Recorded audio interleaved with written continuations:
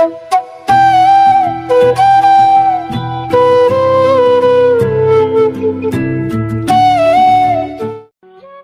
নিত্য নতুন ভালোবাসার গল্প পেতে, দেখতে এবং শুনতে আমাদের চ্যানেলটি সাবস্ক্রাইব করে পাশে থাকা বেল আইকনটি ক্লিক করুন। এই ছোট লোকের বাচ্চা, তোকে আর কত বলবো আমার এসব ভালো লাগে না। তোকে আমি শুধু বন্ধুর চোখে দেখি, আর কিচ্ছু না। তারপরও কেন এসব নিয়ে পড়ে আছিস? কিন্তু ইভা, আমি তো তোকে বলার আগে গালে আর দুইটা পড়লো। শোন শাহন, বন্ধু আসোস, বন্ধুর মতোই থাক। আর যদি না পারিস তাহলে আর আমার সাথে কথা বলা বা যোগাযোগ করিস না। শাওনের কিছু না বলে সেখান থেকে চলে গেল।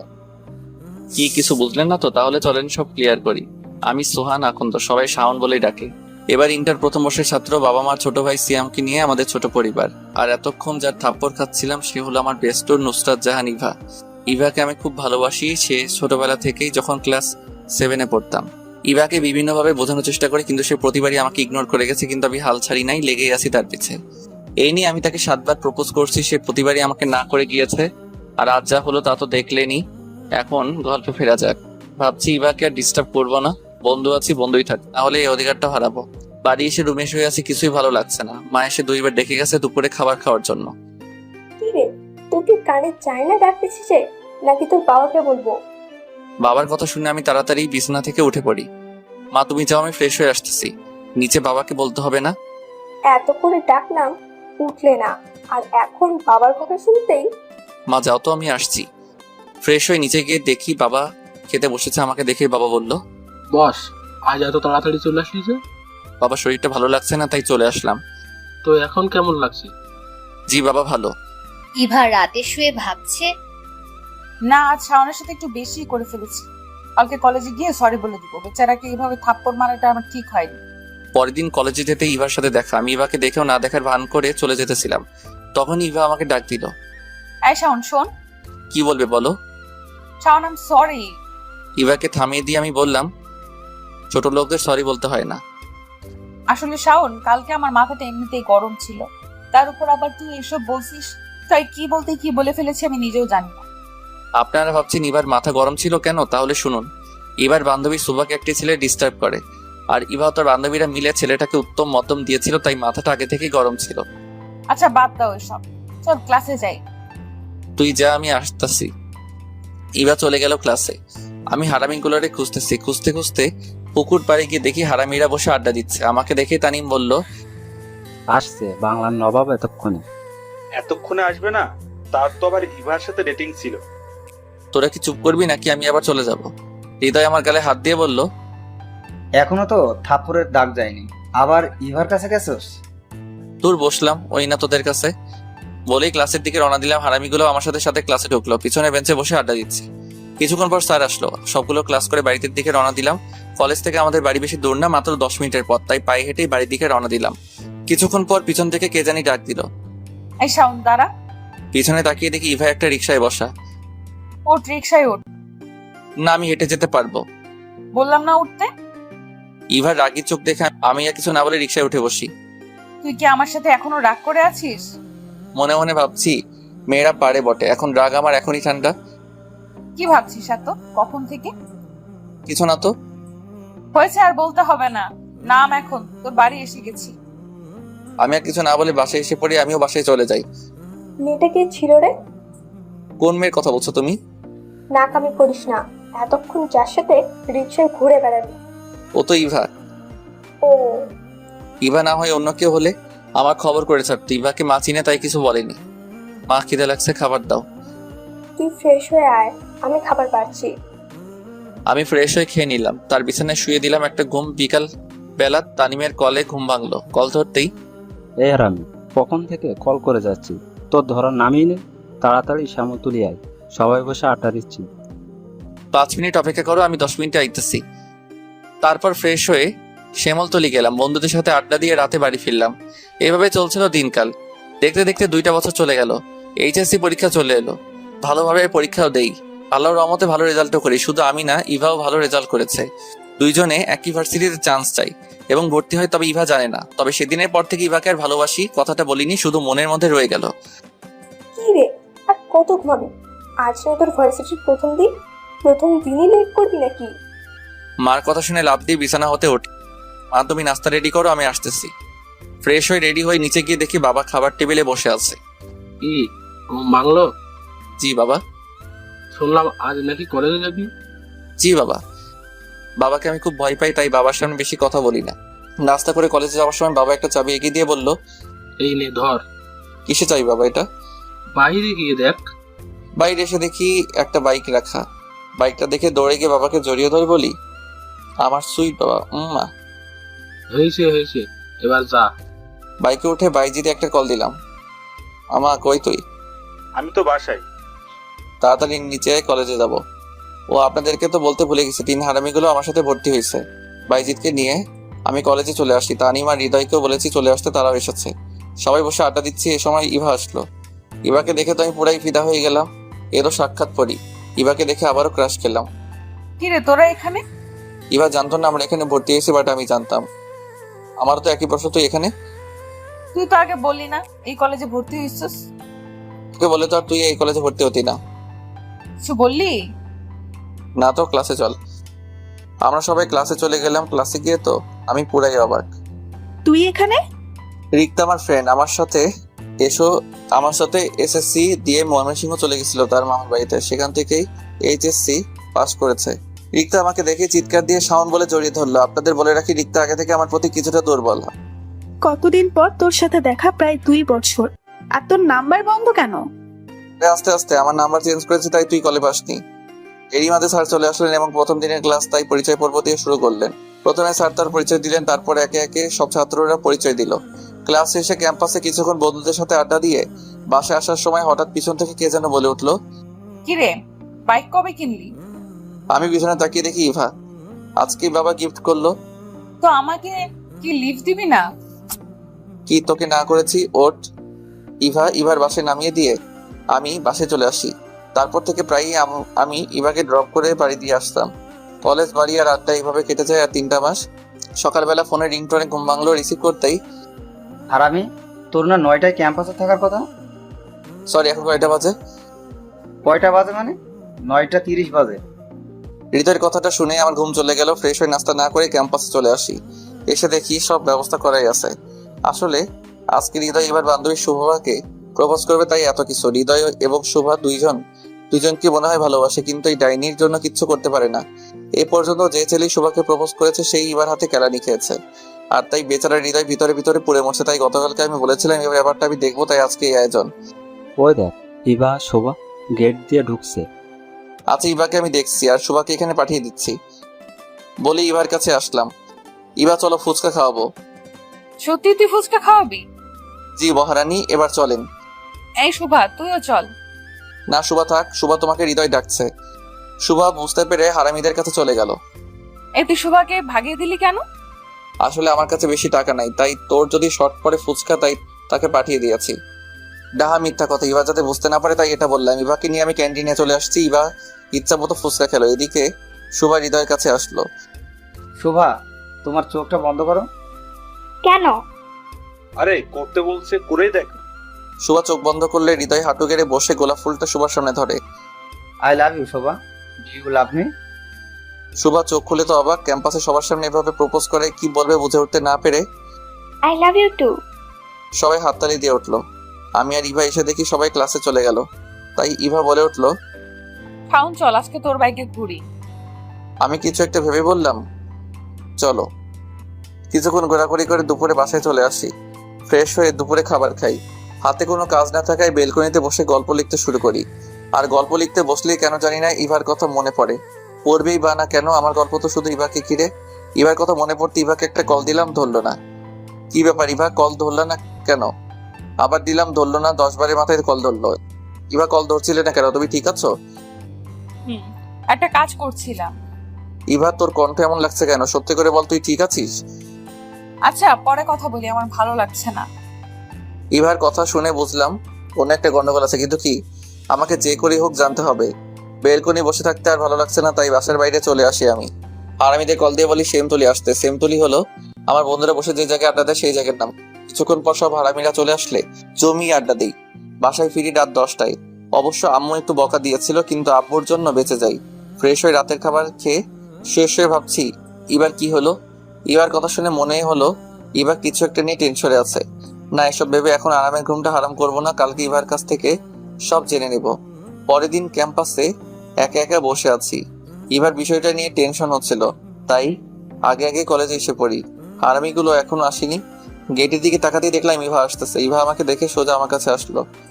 কিরে, কালকে তোর কি হয়েছিল? ইভা একটি কার্ড এগিয়ে দিয়ে বলল, আগে এটা ধর, কিসের কার্ড এটা? খুলে দেখ। কার্ডটা খুলে যেই কার্ডের দিকে তাকালাম, আমার মাথায় যেন আকাশ ভেঙে পড়লো। আমি বাকরুদ্ধ হয়ে গেলাম। এটা কি? কেন, আমার বিয়ের কার্ড। কই, আগে তো কিছু জানাসনি। আসলে কালকে কলেজ থেকে বাড়ি ফিরেই দেখি আমাকে নাকি দেখতে আসবে, আর পছন্দ হলে আংটি পরাবে। ছেলে আমাকে দেখে পছন্দ করে, আর ছেলে 1 মাস পর অস্ট্রেলিয়া চলে যাবে, তাই বিয়ের ডেটটা এত তাড়াতাড়ি দিয়েছে। তুই বিয়েতে রাজি? আসলে প্রথমে একটু রাগ হয়েছিল এত তাড়াতাড়ি বিয়ে, তারপর ভাবলাম বিয়ে তো একদিন করতেই হবে, তাই রাজি হয়ে যাই। আচ্ছা তুই থাক, আমি যাই, সবাইকে কার্ড দিতে হবে। ইভা চলে গেল আর আমি বসে বসে চোখের জল ফেলছি। ইভা, তুই একটিবার আমার কথা ভাবলি না? আমি যে তোকে ছাড়া অচল। আমি যদি তোকে না পাই তাহলে তো আমার জীবন অপূর্ণ থেকে যাবে। এসব কথা ভাবছি আর চোখের জল ফেলছি। কিছুক্ষণ পর বন্ধুরা এসে দেখে আমি কাঁদতেছি। কিরে, কি হয়েছে? কাঁদতেছিস কেন? কি রে, বল কি হয়েছে? কে কি বলেছে? ইভার বিয়ে ঠিক হয়ে গেছে। মুহূর্তের মধ্যে সবার মুখ কালো হয়ে গেল। কি বলিস? কবে বিয়ে? 1 সপ্তাহ পর। তুই যে ইভাকে ভালোবাসিস এ কথা ইভাকে বলিসনি? না রে, এঙ্গেজমেন্ট হয়ে গেছে, 1 সপ্তাহ পর বিয়ে। কি করি এখন এসব বলি? আচ্ছা, ক্লাসে চল, পরে দেখা যাবে। না রে, তোরা যা, আমি বাসায় যাব। আচ্ছা, সাবধানে যাস। বাসায় এসে রুমে শুয়ে কাঁদতে কাঁদতে কখন যে ঘুমিয়ে গেছে মনে নেই। বিকালে বন্ধুরা শিমুলতলি যাওয়ার জন্য বলেছিল, আড্ডা দেওয়ার জন্য, কিন্তু আমি যাইনি। দেখতে দেখতে কেটে গেল আরো 3টা দিন। আমি 3 দিনে কলেজে যাইনি, ঠিক মতো খাওয়া দাওয়া করিনি, একেবারে ভেঙে পড়ি। আজ বন্ধুরা সবাই এসেছে আমায় দেখতে। কিরে, তুই কলেজে যাস না কেন? আরে, মেয়ে একটা গেলে 10টা পাবি। আমি তো ইভাকে বলতে পারবো না রে। এভাবে আর চলতে দেওয়া যায় না, কিছু একটা করতে হবে। কিছুক্ষণ আড্ডা দিয়ে বিকালের দিকে বন্ধুরা চলে যায়। রাতে খাবার টেবিলে সবাই খেতে বসলাম। এই সময় বাবা বলে উঠলো, কি রে, বাবা মনির বিয়ে তুই তো একবারও বলিসনি। ও বলা হয়নি। ইভার বাবা আর আমার বাবা ছোটকালের বন্ধু। ইভাকে বাবা খুব আদর করে। শোন, কালকে আমরা সবাই রহিমের বাড়ি যাব। রহিম হলো ইভার বাবা।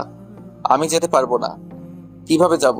নিজের ভালোবাসার মানুষকে অন্য কেউ নিয়ে যাবে, এটা আমি নিজ চোখে দেখতে পারবো না। কেন, ইবার সাথে ঝগড়া করেছিস? আমি কোনো কথা শুনতে চাই না। কাল ইবার গায়ে হলুদ, আমাদের সবাইকে যেতে হবে। বাবা কথাটা বলে উঠে গেলেন। পরের দিন বিকালে ইভাদের বাড়ি যাই। গিয়ে দেখে হারামিগুলোও এখানে। মন চাইছিল সব কয়টাকে কুচি কুচি করে নদীতে ভাসিয়ে দেই। আমি কষ্টে মরি আর সারা রাত নাচতে নাচতে বিয়া খেতে এসেছে। কিছুক্ষণ পর বন্ধুরা আমার কাছে এলো। কিরে, জিএপির বিয়ে খাতে আইসোস? বলেই হারামিরা কি হাসি দিল। রাগে আমার গা জ্বলে যাচ্ছিল। তোর মোবাইলটা দে তো। আমি আমার মোবাইলটা দিলাম হৃদয়কে। শালা শেয়ারে কি জানি নিল, তারপর আমাকে মোবাইলটা দিয়ে বলল, আচ্ছা, তোর জিএফের বিয়া তুই খা, আমরা গেলাম। বলে হারামিরা আমাকে রেখে চলে গেল। যাক, ভালো হয়েছে। হারামিরা এমন কথা বলতো, এতে আমার কষ্ট আরো বাড়তো। আমি ইভার রুমে গিয়ে দেখি ইভাকে গায়ে হলুদের সাজ সাজাচ্ছে। আমাকে দেখে ইভা বলে উঠলো, শাওন, আমাকে কিরকম লাগছে? অসম্ভব সুন্দর, যেন আকাশ থেকে নেমে আসা কোনো হলুদ পরি, যার চোখের দিকে তাকিয়ে কয়েক যুগ পার করে দেওয়া যাবে, তবুও তাকে দেখা শেষ হবে না। আমাকে থামিয়ে দিয়ে ইভা বলল, হয়েছে হয়েছে, আর বলতে হবে না। বলতে কই দিলি তুই? ইভার সাথে আর কিছুক্ষণ কথা বলে চলে আসি। কথা বলে বুঝলাম ইভা বিয়েতে খুব খুশি। আমার যে কষ্টের ভিতরটা ফেটে যাচ্ছে তা বুঝতে দিলাম না। রাত 8টায় গায়ে হলুদের অনুষ্ঠান আরম্ভ হয়। আমার খুব কষ্ট হচ্ছিল, তাই বাহিরে চলে আসি। দোকান থেকে 1 প্যাকেট সিগারেট কিনলাম। আগে কখন সিগারেট খাইনি, শুনেছি সিগারেটে ধোয়ার সাথে নাকি মনের কষ্ট উড়ে যায়। এক টান দিতে কাশতে কাশতে দম শেষ। তারপরও খেলাম। তারপর ইভাদের বাড়ি না গিয়ে আমাদের বাড়ি চলে আসি। আমার মোবাইলটা অফ করে রাখি। তারপর রুমে বসে একটার পর একটা সিগারেট খেতে থাকি। রাতটা কোনো মতে পার করি। সকাল 8টায় ঘুম ভাঙলে মোবাইলটা অন করি। মা 200 মিস কল, সবগুলো দিয়েছে বাবা মা আর ইভা। আপনারা ভাবছেন মোবাইল বন্ধ থেকে কিভাবে দেখলাম 200 মিস কল? আরে ভাই, আমার মোবাইলে মিস কল অ্যালার্ট চালু করা। মোবাইলটা খাটে রেখে ফ্রেশ হতে গেলাম। ফ্রেশ হয়ে এসে দেখি আবার বাবা 5টা কল দিয়েছে। মোবাইলটা হাতে নিতেই আবার বাবার কলটা ধরতেই, এ হারামজাদা, কখন থেকে কল করছি, ধরিস না কেন? জি বাবা, অসুবিধা ছিলাম। কই তুই এখন? কালকাতে মানুষের হাঙ্গামায় ভালো লাগছিল না, তাই আমাদের বাসায় চলে আসি। ভালো লাগছিল না তো আমাদের বলে যেতে পারতি। আর শোন, তাড়াতাড়ি তুই রহিমের বাসায় আয়। জি বাবা, আসতেছি। ইচ্ছা না থাকা সত্ত্বেও যেতে হলো। বিয়ে বাড়িতে সবাই কত আনন্দ করছে, সবাই কত খুশি, শুধু আমি একাই শুধু কষ্ট পাচ্ছি। তাই ছাদে এসে একা একা বসে মোবাইল টিপতেছে। নিচে অনেক হাঙ্গামার শব্দ শোনা যাচ্ছে, তাতে আমার কি, আমি মন মরা হয়ে বসেই আছি। কিছুক্ষণ পর বাবা মা আঙ্কেল ছাদে আসলেন। আঙ্কেল মানে ইভার বাবা। বাবা আমার কাছে এসে বলে উঠলো, তুই কি ইভাকে ভালোবাসিস? বাবা এই কথা শুনে তো আমি পুরো অবাক হয়ে যাই। কি রে, কথা বলছিস কেন? বাবা আমরা তো শুধু বন্ধু আর কিছু না। তাহলে এসব কি? আমার আর ইভার কিছু ক্লোজ ছবি দেখিয়ে আর ইভা আমার ফ্রেন্ড একসাথে ছবি তুলতেই পারি। দেখ জসিম, এই সামান্য বিষয় নিয়ে যারা বিয়ে ভেঙে দেয় তাদের কাছে আমার মেয়ে দিব না। বাবা আমাকে একা একদিকে নিয়ে বলল, তুই কি কাউকে ভালোবাসিস? কি না বাবা? আচ্ছা বুঝলাম, এখন বল তোর ইভাকে কেমন লাগে, মানে ইভা মেয়ে হিসেবে কেমন? জি বাবা, খুব ভালো, লক্ষ্মী মেয়ে একটা। কিরে রহিম, বলেছিলাম না আমি থাকতে তোর কোনো চিন্তা নাই? বাবা আঙ্কেলের কাছে এসে বললো, বাবা আমার হাতে তো একটা রুমে নিয়ে গেল এবং একটা প্যাকেট দিয়ে বললো, এটা পরে নিচে আয়। বাবা কি হচ্ছে এসব? আমি তো কিছুই বুঝলাম না। বাবা আমার হাতটা ধরে বলল, ইভার বিয়েটা ভেঙে গেছে, তারা কিছুক্ষণ আগে ফোন করে না করে দিয়েছে। বাবা কিছুক্ষণ দম নিয়ে আবার বলতে শুরু করলো, বাবা আমি তোকে না জানিয়ে একটা কাজ করে ফেলেছি। কি কাজ বাবা? আর তুমি এভাবে বলতেছো কেন? ইভা মামুনির সাথে তোর বিয়ে হবে এখন। আমি রহিমকে কথা দিয়ে ফেলেছি, তুই না করিস না বাবা? বাবার কথা শুনে আমি হাসবো না কাঁদবো কিছুই বুঝতেছি না। সবকিছু যেন আমার মাথার উপর দিয়ে গেল। আমি বললাম, বাবা ইভা কি রাজি হবে? রহিম বলেছে ইভাকে রাজি করাবে। ঠিক আছে। এরই মধ্যে হারামিরা চলে এসেছে। এই তোমরা শাওনকে নিয়ে নিচে আসো, আমি যাই। বলেই বাবা চলে গেল। কিরে, কেমন দিলাম? মানে বিয়েটা তোরা ভাঙাইছস? আগে হ্যাঁ। বন্ধু বল না, এত বড় কাজ কিভাবে করলি? শুন, তোর কাছ থেকে কালকে মোবাইল নিয়েছিলাম, মনে আছে? তোর মোবাইল থেকে তোর আর ইভার কিছু ক্লোজ ছবি নিয়েছিলাম, আর এই ছবি ইভার হবু বরকে দেখিয়েছি। ব্যাস, কাজ হয়ে গেছে। তোরা এটা না করলেও পারতি। কি বললি? ঠিক আছে, জামাইকে ফোন করে আসতে বলি।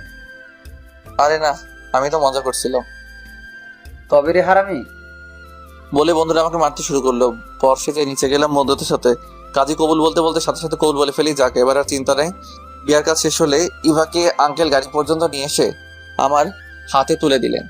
তখন আমার কি যে ভালো লাগছিল তা আপনাদের বলে বোঝাতে পারবো না। গাড়িতে বসে ভাবছি কি কপাল আমার, গেলাম বিয়ে খেতে আর আসলাম বউ নিয়ে। এসব ভাবছি আর মনে মনে হাসি। বাসায় এসে মা ইভাকে বরণ করে নিল। হারামিরাও আছে আমার বাসায়। 2000 টাকা দে তো। আমার কাছে তো টাকা নাই। আচ্ছা লাগবো না হৃদয়, তুই শাওনকে নিয়ে সাথে যা। আমি না বলা পর্যন্ত রুমে আসবি না। আমি আর হৃদয় ছাদে বসে আড্ডা দিচ্ছি। কিছুক্ষণ পর বাইজিদার টানি মেলো। চল, ভাবি তোর জন্য বসে আছে। তারপর হারামিরা আমার রুমের সামনে নিয়ে আসে।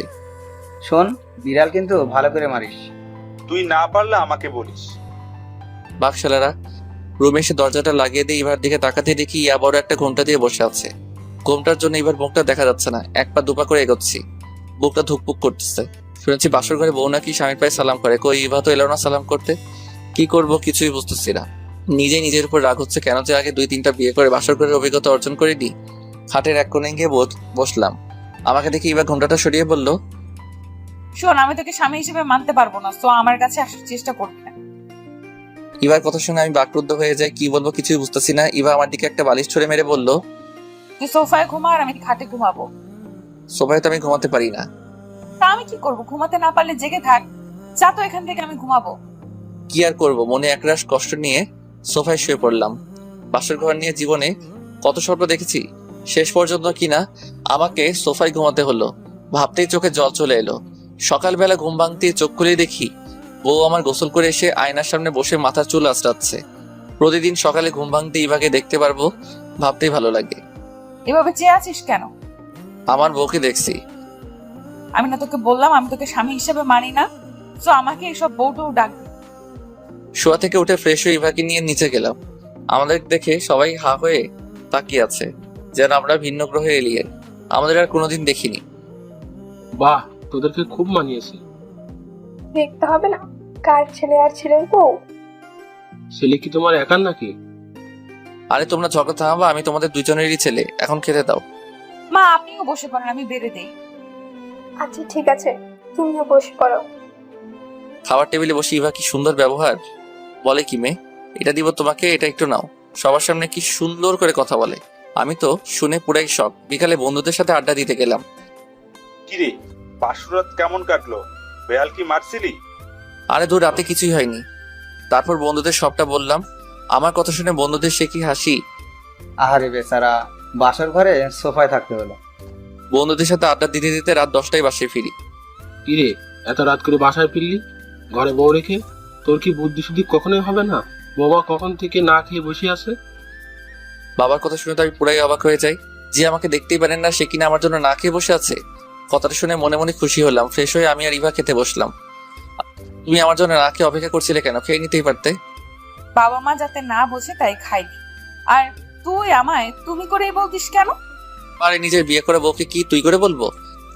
এই তোকে না না করছি আমাকে বউ বলতে? তোর এসব আদিক্ষেতা আমার ভালো লাগে না।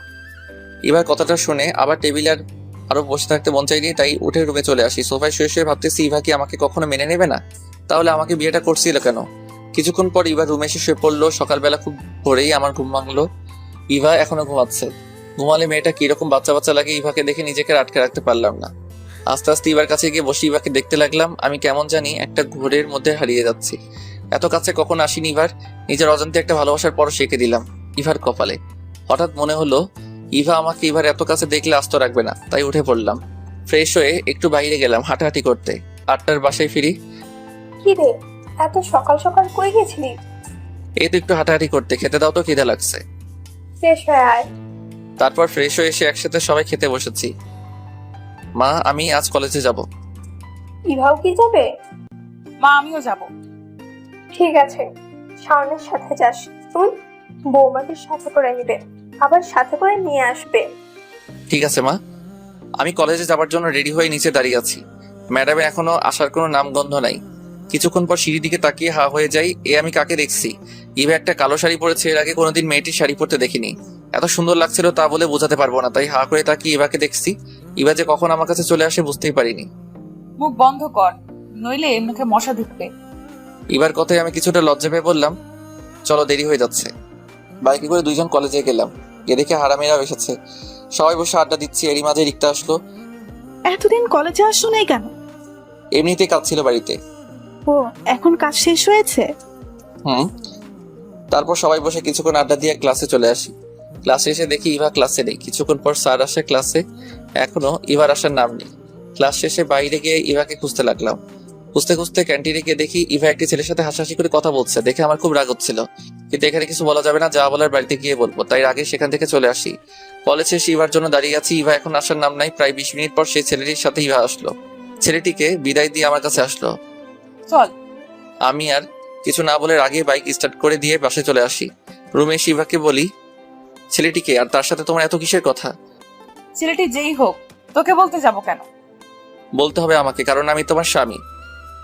স্বামী মাই ফুড, তোকে আমি স্বামী হিসেবে মানি না। শোন, তোকে আমি 6 মাস পর ডিভোর্স দিব।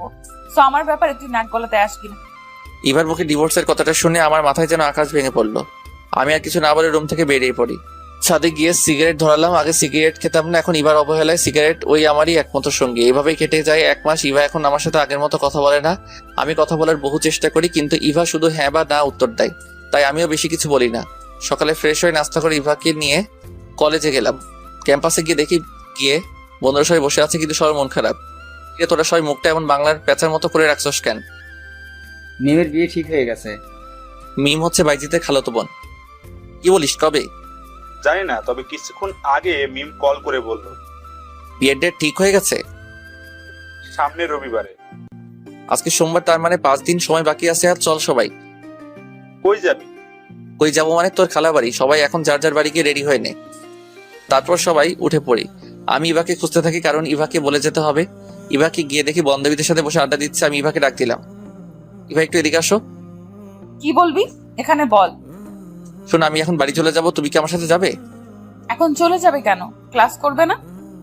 না, আমি এক জায়গায় যাবো 5-6 দিনের জন্য। আচ্ছা তুই তাহলে যা, আমি ক্লাস করে বাসায় চলে আসবো। আমি মন খারাপ করে চলে আসলাম। ভাবছিলাম 5-6 দিনের জন্য যাবো, ইভা কিছু বলবে, কই যাবো, কেন যাবো, এসব। আচ্ছা সাবধানে যাও, এটুকু তো বলতে পারো। বাড়ি গিয়ে মাকে বাড়ি রেডি হয়ে সবাই বেরিয়ে পড়লাম মিমের বাড়ি কিশোরগঞ্জের উদ্দেশ্যে। স্টেশনে এসে সবাই বাসে উঠে পড়লাম। প্রায় 4 ঘন্টা জার্নি করে মিমদের বাড়ি গেলাম। বাইজিতে সবার সাথে পরিচয় করিয়ে দিই। এটি আমাদের রুম দেখিয়ে বলে, বাবা তোমরা এখানে রেস্ট নাও। সবাই ফ্রেশ হয়ে রেস্ট নিচ্ছি। হৃদয় মোবাইলে সবার সাথে কথা বলছে। কিছুক্ষণ পর মিম আসলো রুমে, বাইজিৎকে দেখে সবার সামনে জড়িয়ে ধরলো। আমরা সবাই হা হয়ে গেলাম। মিম কিছুক্ষণ পর যখন দেখলো আমরা তাকিয়ে আছি, বাইজিৎকে ছেড়ে দিয়ে বলল, সরি। সমস্যা নাই, আপনারা কন্টিনিউ করতে পারেন। বলে আমরা রুম হতে বেরিয়ে পড়ি। রাতে খাবার খেয়ে সবাই রুমে আসি। বাইজিৎ, আমার মিমের সাথে কিছু কথা আছে, চল মিমের রুমে। তারপর আমি আর বাইজিৎ মিমের রুমে যাই। মিম, আমি তো কিছুই বুঝলাম না, আপনি বাইজিৎকে ভালোবাসেন, তাহলে বিয়েতে রাজি হলেন কেন? আসলে বাবা আমাকে না জানিয়ে আমার বিয়া ঠিক করেছে। তাহলে জানার পর আঙ্কেলকে কিছু বলেন না কেন? আমি বাবাকে খুব ভয় পাই, আর বাবাকে বাইজিতের কথাটা বলতে পারিনি। আচ্ছা, আপনি এখন কি চান? আমি বাইজিতকে ছাড়া বাঁচতে পারবো না। আচ্ছা, আমরা আছি, সব ঠিক করে দিব। বলে আমি আর বাইজিৎ রুম মধ্যে চলে আসি এবং সবাইকে সব বললাম। সব তো বুঝলাম, এখন বাইজিৎ তুই তোর আঙ্কেলকে বলতে পারবি? না ভাই, আঙ্কেল খুব রাগী, আমি বলতে পারবো না। আরে এদের দিয়ে কিছু হবে না, যা করার আমাদেরকে করতে হবে। অনেক রাত হয়েছে, এখন সবাই ঘুমা। তারপর সবাই ঘুমিয়ে পড়ি। সকালবেলা ঘুম ভাঙতে ইবার কথা মনে পড়লো। প্রতিদিন ঘুম থেকে উঠে ইবাকে দেখতাম, আজ ইবাকে দেখতে না পেয়ে মন খারাপ করে বসে আছি। কিরে, মন খারাপ করে বসে আছিস কেন? না এমনি, আর কই মন খারাপ। এবার কথা মনে পড়ছে তাই না? আমি মাথা নেড়ে হ্যাঁ জানালাম। বন্ধুরা এমনই হয়, মুখ দিয়ে কিছু বলতে হয় না, চোখ দেখেই সব বলে দিতে পারে। মন খারাপ করিস না, দেখিস সব ঠিক হয়ে যাবে। তারপর ফ্রেশ হয়ে সবাই মিলে ঘুরতে গেলাম। কিশোরগঞ্জের পাগলা মসজিদ, সোলাগিয়া ঈদগাহ মাঠ ও গুরুদয়াল কলেজে ঘুরলাম। গুরুদয়াল কলেজের অনেক নাম শুনেছি, এখানে নাকি রাষ্ট্রপতিও লেখাপড়া করেছে, তাই এই কলেজটা দেখার খুব শখ ছিল। কিছুক্ষণ ঘোরাঘুরি করে মিমদের বাড়ি গেলাম। এখনো মিমের বাবাকে বাইজিদের কথা বলা হয়নি, তাই সবাই বসে প্ল্যান করতেছে কিভাবে বলা যায়। এভাবে কেটে গেল আর 2টা দিন, এখনো আঙ্কেলকে বলা হয়নি। আঙ্কেলের যা রাগী মানুষ, এই 3 দিনে বুঝেছি, তাই কেউ বলার সাহস পাইনি। অবশেষে আজ সিদ্ধান্ত নিয়েছি সবাই মিলে আজই বলবো। দুপুরে খাওয়া দাওয়ার পর মিমের বাবা মার রুমে গেলাম। আঙ্কেল, আপনাদের সাথে কিছু কথা ছিল। কি বলবে বলো। আঙ্কেল, আমার মনে হয় মিম এই বিয়েতে খুশি না। কি বলছো এসব? আঙ্কেল, আপনি একবার কি মিমকে জিজ্ঞেস করেছেন? মিমেরও তো পছন্দ অপছন্দ থাকতে পারে। কি বলতে চাও তুমি, স্পষ্ট করে বলো। জি আঙ্কেল, মিম আর বাইজিৎ দুইজন দুজনকে ভালোবাসে আঙ্কেল। বেশ, মিম মিম। এর আগে মিমকে ডাক দিলেন আঙ্কেল। জি বাবা। আমি যা শুনেছি তা কি সত্যি? মিম ভয়ে শুধু মাথা নাড়িয়ে হ্যাঁ জানালো। তোমরা সবাই এখন যাও। আমাদের দিকে রাগীভাবে তাকিয়ে আঙ্কেল বলল, আমরা রুমে চলে আসি। আঙ্কেল কি বললো রে? জানি না, তবে খুব রেগে গেছে। কিছুক্ষণ পর আঙ্কেল বাইজিৎকে তার রুমে ডাকলেন। বেচারা মুখটা ভয়ে দেখার মতো ছিল। বাইজিৎ আঙ্কেলের রুমে গেলে কি বলবো জানি না, তবে বাইজিৎ আর মিমকে রুম থেকে দেখছি হাসি মুখে বের হচ্ছে। কিরে আঙ্কেল, কি বলবো? আঙ্কেল আমাদেরকে মেনে নিয়েছে। সত্য। আমাকে ডেকে নিয়ে প্রথমে খুব বকাঝকা করলো, আগে কেন বলিনি তার জন্য। তারপর আঙ্কেল বলল আর 2 দিন পর বিয়ে, এখন আর সম্ভব না। তারপর আমি আর মিম আঙ্কেল পায়ে ধরে কান্নাকাটি করি, তখন আঙ্কেল আমাদের মেনে নিয়েছে। তার মানে কালকের দিন পর তোদের বিয়ে? না রে, আঙ্কেল বললো আমার লেখাপড়া শেষ করে তারপর বিয়ে। বিয়ে পরে হবে তাতে কি, এখন তো প্রকাশে প্রেম করতে পারি। আচ্ছা শোন, বিয়ে যখন হবে না তাহলে আমরা বরং আজকেই চলে যাই। আজকের দিনটা থাকি না, কালকে না হয় চলে যাব। আচ্ছা বুঝছি, আর বলতে হবে না। পরের দিন সকালে আমরা সবাই বাড়ির দিকে রওনা দেই। দুপুরে বাসায় এসে পৌঁছাই। দরজায় কলিং বেল দিতে মা এসে দরজা খুলে দিল। মাকে দেখে জড়িয়ে ধরি। কেমন আছো মা? ভালো। যা ফ্রেশ হয়ে খেতে আয়।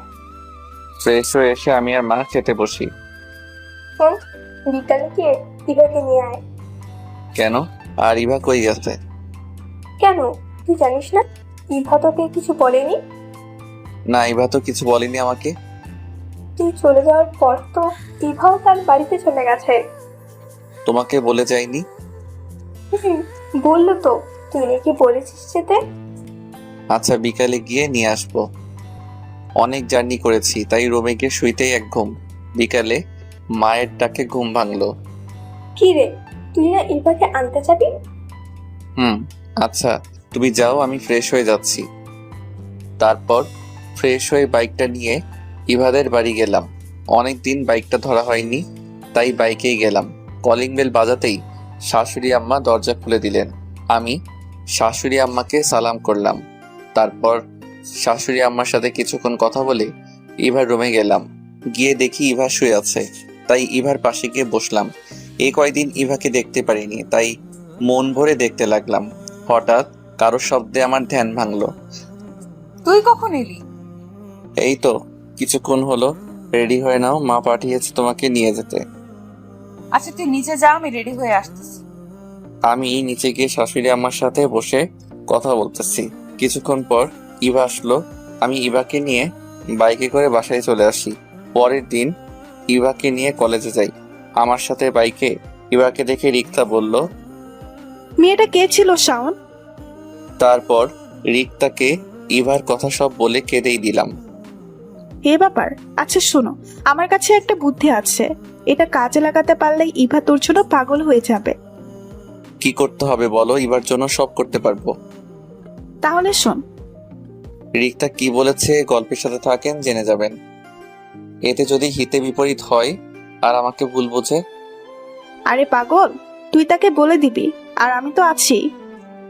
আচ্ছা ঠিক আছে। তারপর কিছুক্ষণ আড্ডা দিয়ে ক্লাসে গেলাম। সব ক্লাস শেষ করে বাসায় চলে আসলাম।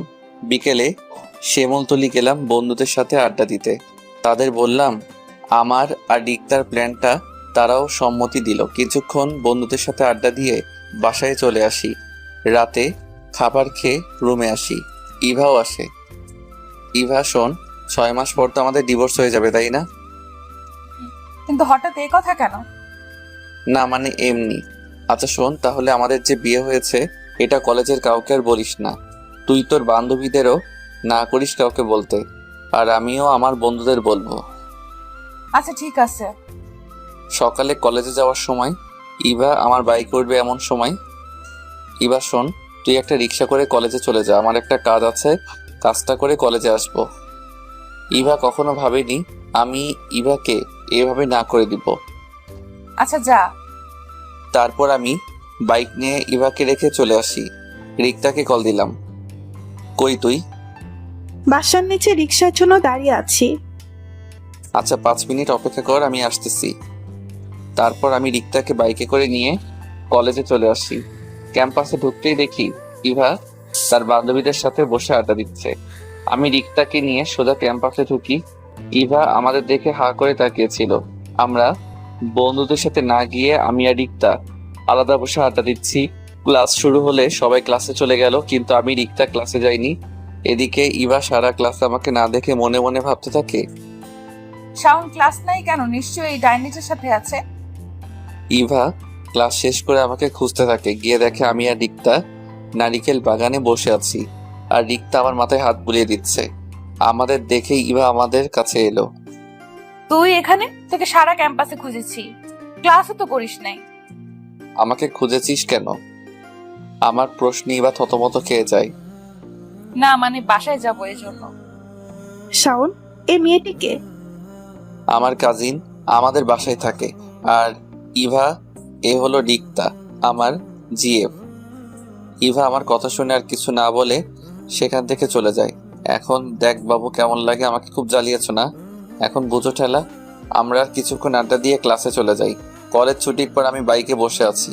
ইভা বাইকে উঠতে যাবে, এ সময় আমি ইভাকে থামিয়ে দিয়ে, ইভা শোন, তুই রিক্সা করে বাসায় চলে যা। রিক্তার দিকে তাকিয়ে বললাম, বাবু ওঠো, আজকে আমরা ঘুরতে যাব। আমার কথা শুনে ইভা মন খারাপ করে চলে গেল। এদিকে ইভা মনে মনে ভাবছে, শাওন আমার সাথে এমনটা করতে পারলো? তার জিএফ এর সামনে আমাকে অপমান করলো। আমি রাতে 10টায় বাসায় ফিরি। ইভা এসে দরজা খুলে দেয় আর বলল, এতক্ষণ কই ছিলে? তা তোকে বলতে হবে? আচ্ছা ফ্রেশ হয়ে আয়, আমি খাবার দিচ্ছি। শোন, তুই খেয়ে নে, আমি বাইরে থেকে খেয়ে এসেছি। বলেই রুমে চলে আসি। ইভাকে রুমে আসার পর আমি বেলকনিতে গিয়ে রিক্তার সাথে কথা বলা শুরু করি।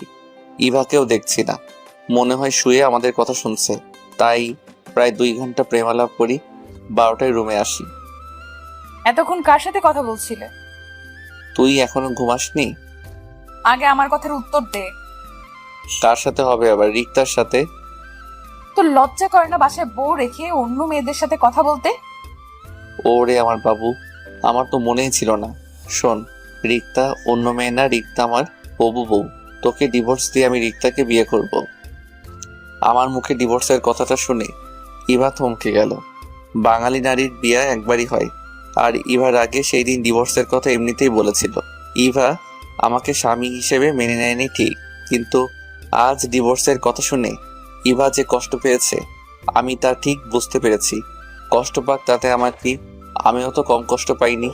আমি আর এসব না ভেবে ঘুমিয়ে পড়লাম। পরের দিন কলেজে আমি একাই যাই। ইভা রিক্সা করে কলেজে যায়, আমি রিক্তাকে নিয়ে সোজা ক্যাম্পাসে ঢুকি। আমাদেরকে দেখে এবার বান্ধবীরা ইভাকে বলল, কি রে, শাওনের সাথে মেয়েটাকে?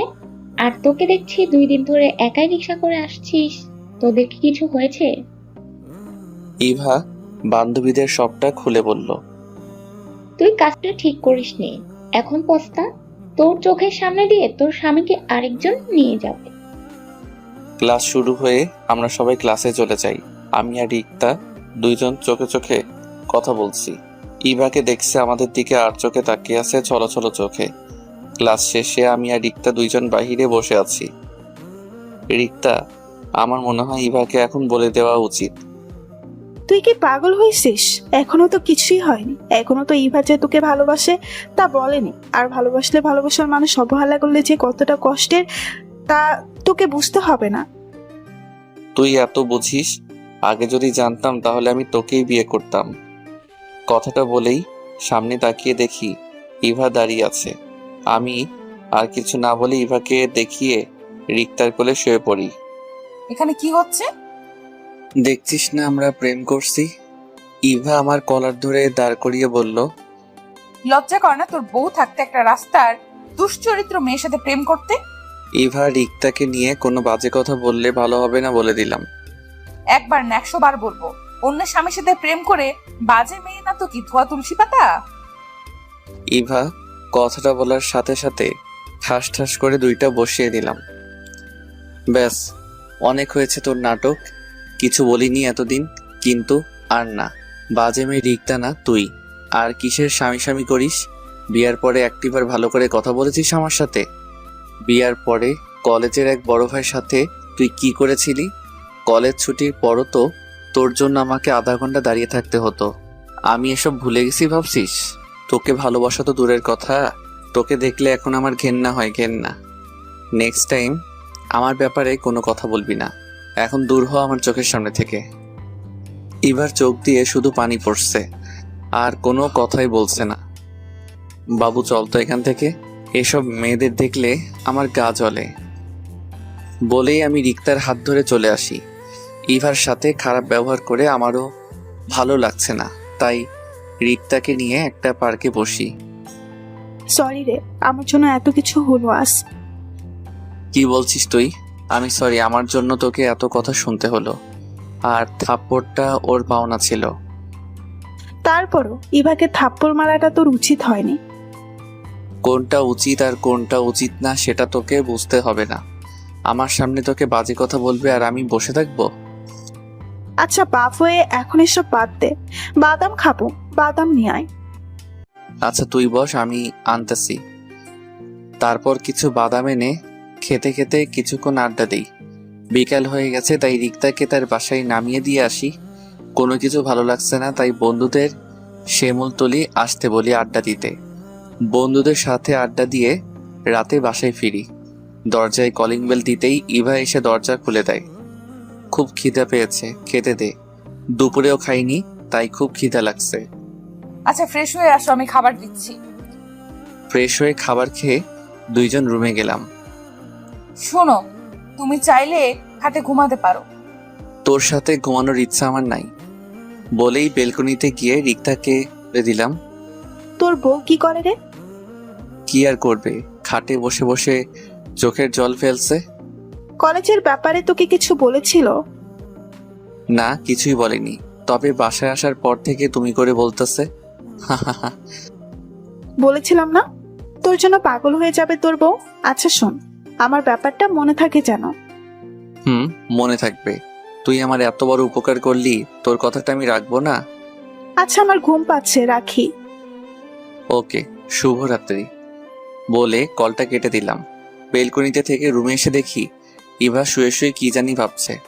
আমি সেই দিকে খেয়াল না দিয়ে সোফায় শুয়ে পড়লাম। কখন যে ঘুমিয়ে গেছি মনে নেই। মাঝরাতে হঠাৎ কারো শব্দে ঘুম ভেঙে গেল। আমি চেয়ে দেখি ইভা আমার পায়ে মাথা রেখে কান্না করতেছে আর বলছে, সরি শাওন, তুমি যখন আমার কাছে ছিলে তখন আমি তোমায় বুঝতে পারিনি, কিন্তু আজ তোমাকে হারিয়ে আমি বুঝেছি তুমি আমার ভেতর কতটা জুড়ে ছিলে। এখন তোমাকে হারিয়ে বুঝেছি আমি তোমাকে কতটা ভালোবাসি। ভালোবাসার মানুষের অবহেলা যে কতটা কষ্টের এখন আমি বুঝতেছি। তোমাকে খুব অবহেলা করেছি সেই ছোটবেলা থেকে। এখন আমি বুঝতে পারছি তুমি কতটা কষ্ট পেয়েছো। তুমি শুধু একবার ফিরে আসো, আর কোনোদিন তোমাকে হারাতে দিব না। ইভার কথা শুনে খুব ইচ্ছে করছিল ইভাকে জড়িয়ে ধরে বলি, ভালোবাসি তোমায়, খুব ভালোবাসি। কিন্তু না, এখন কিছু বলা যাবে না। তাই আবার ঘুমিয়ে গেলাম। সকালবেলা ইভার ডাকে ঘুম ভাঙলো। কি, আমাকে একটু শান্তিতে ঘুমাতেও দিবে না? অনেক বেলা হয়েছে, ওঠো। আর তোমার জন্য কফি বানিয়ে এনেছি, না হলে কফি ঠান্ডা হয়ে যাবে। আজ সূর্য কোন দিক দিয়ে উঠলো? তুই আমার জন্য কফি করে আনলি? পারে, আমার বরের জন্য আমি কফি বানিয়ে আনতে পারি না? কি বলছিস? তোর বর? ভুলে যাস না, আর 3 মাস পর আমাদের ডিভোর্স হয়ে যাবে। তুই আমাকে কি ডিভোর্স দেস? আমিও দেখিনি। কিছু বললি নাকি? না, কিছু বলিনি। আচ্ছা এখন কফিটা নাও। আমি ঘুম থেকে উঠে কফিটা খেয়ে ওয়াশরুমে গেলাম ফ্রেশ হতে। ইভার চিল্লাচিল্লিতে ওয়াশরুম থেকে বের হলাম।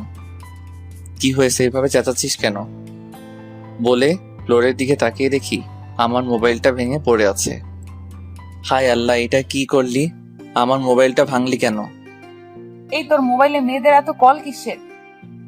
ইভার আমার কলার ধরে কথাটা বলল।